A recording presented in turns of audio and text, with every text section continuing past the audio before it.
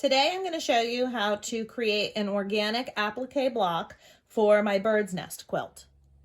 The first thing you're going to start out doing is cutting out your organic applique piece, and I call it organic because really the line that you cut, it doesn't have to be perfectly precise or anything like that. Just make sure that when you cut it out, you leave enough space for important things, like in this case for this bird, its tail feather, the leaf motifs, that there's enough space that when the fabric is turned under for this particular type of applique, you have enough space so nothing important is cut off.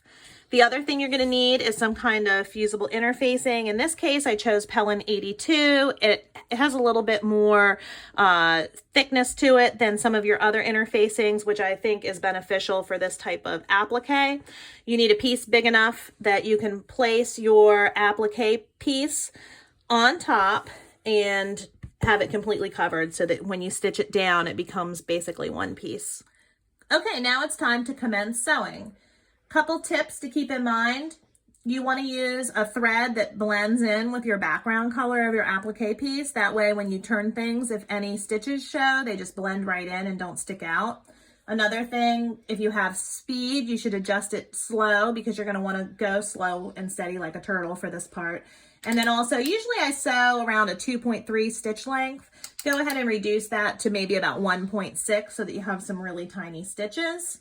You're going to sew at about 1/8 of an inch away from the edge here. And I'm going to not back stitch in the beginning because I'm going to make 2 full sweeps of the whole applique piece.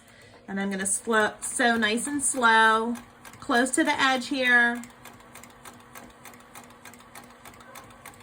It's a nice feature to have a knee left pedal because I can just keep turning the fabric as I go along, nice and slow. One thing to keep in mind, I'm going to try to do it right here. If you sew too close to the edge, what you're going to see is some fraying of the fabric right here. You can see it's kind of fraying. That's way too close. So that's why I suggest sewing around it twice. On your second pass of this part right here, you can just make sure that your thread is actually a good distance up there on the fabric so that when you turn your piece right side out, you don't have any breaks in your stitching. Okay, now this is what your piece should look like. You can see I sewed around the perimeter 2 times, making sure that all of my stitches are up on the fabric, and in any place where I went off the fabric accidentally, I made sure that my next line of stitching was definitely on the fabric. You're going to go ahead and trim away all of the excess interfacing and fabric to about 1/8 of an inch. Less than 1/4 of an inch, maybe a little bit more than 1/8 of an inch, all the way around. When you come to any kind of concave part of the fabric that turns in, you'll want to clip that fabric right there without clipping into the stitches so that when you turn it, you don't get any kind of wrinkles or tucks or anything like that in the fabric. So you'll do that all the way around the perimeter. Here's another spot right here that's a prime candidate for clipping because it's so indented right there. Go ahead and clip right in there without clipping into the stitches, and it'll make it so much easier to turn out nice and smooth. Okay, and then this is what your piece is going to look like once you've gone ahead and trimmed all the excess off. Turn it over and you have the piece of interfacing here. Go ahead and just pinch that and pinch the fabric and pull them apart. Now, you've done all this hard work. You don't want to make a mistake and accidentally cut into your actual applique piece. So just make sure, triple check, that you don't have any fabric tucked in there. I don't. So I'm going to go ahead and cut a slit out of that interfacing to give myself access to coming in here to trim out some of the extra interfacing in here. This is pretty stiff interfacing, so I really don't want a whole bunch of it in my quilt. What I'm going to do is just put my scissors in and then try to go about 1 inch from the edge all the way around. Just make sure that you do not cut into your applique piece. It doesn't have to be, you know, like the most perfect cutting equidistant everywhere from your stitching. This is perfectly adequate right here. And you'll end up with something that looks like this. Now for the fun part, you're going to turn this inner facing to the back and push out very, very gently along the seam there. Anything that is tucked in or kind of tangled up, push it out very gently. You could use something like a tool, like a chopstick or one of those purple fangs or something like that to turn it, but I find that you have a higher likelihood of poking a hole in your stitching when you use a plastic or wooden implement, and your finger does just fine for this. Nice and gentle. You're not going to overstress that stitching at all with your finger. And you've got a nice piece here.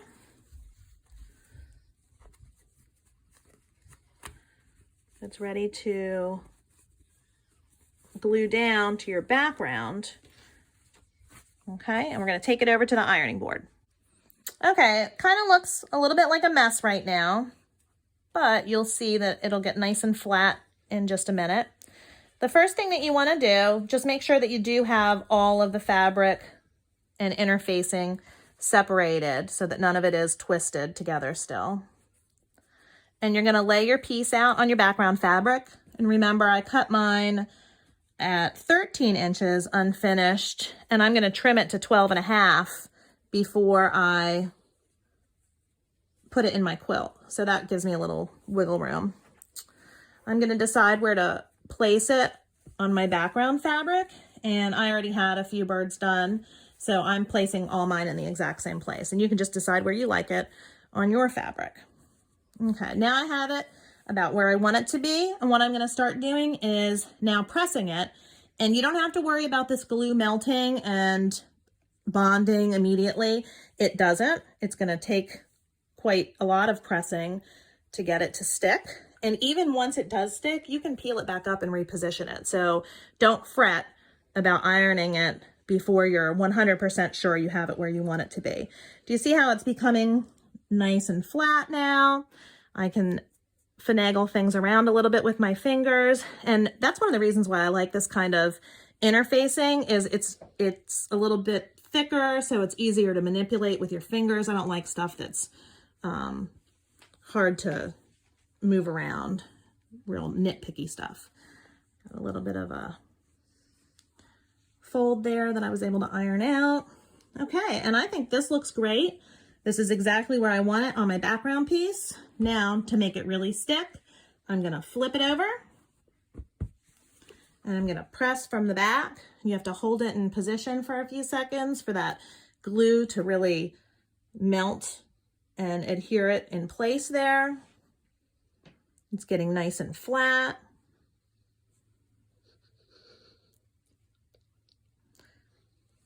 I have it on the highest heat setting. All right, I'm happy with that. Let's flip it over. Beautiful. One thing I do want to caution you about is making sure that before you iron it down or press it down, that none of the white interfacing is showing. You can see here, none of it's showing. That's great because once you stitch it in place, you're not going to be able to tuck it back under. So just make sure it's all tucked under before you press it in place. And now your piece is ready to be sewn down permanently. Last step for creating your applique piece, you're going to stitch around the perimeter of your piece as close to the edge as possible without going off.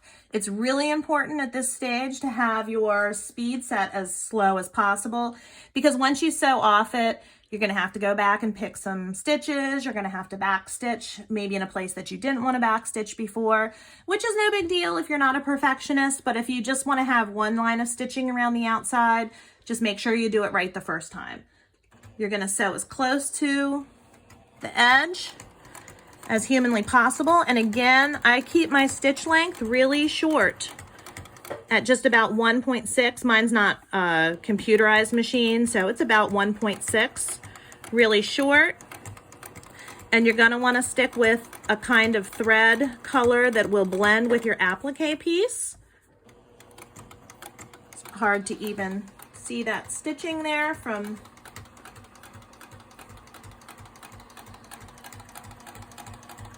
my perspective.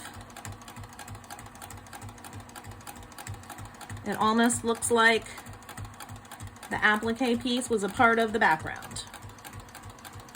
And you're just gonna stitch all the way back around to where you began, give it a little back stitch just to secure it in place, and your piece is done.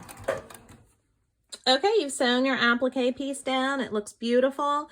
Remember, you're not going for identical pieces for each block. It's just organically cut out. It's fun, it's flamboyant, it's funky, it looks great. Your last step is going to be to trim this block now to 12.5 inches. Remember, we started with a 13-inch background fabric.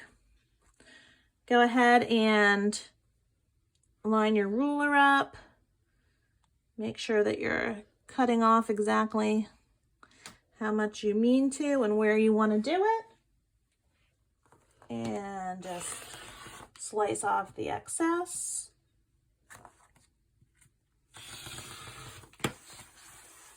Like that. Flip it around. 12.5. 12.5. Looks perfect. I'm really happy with it.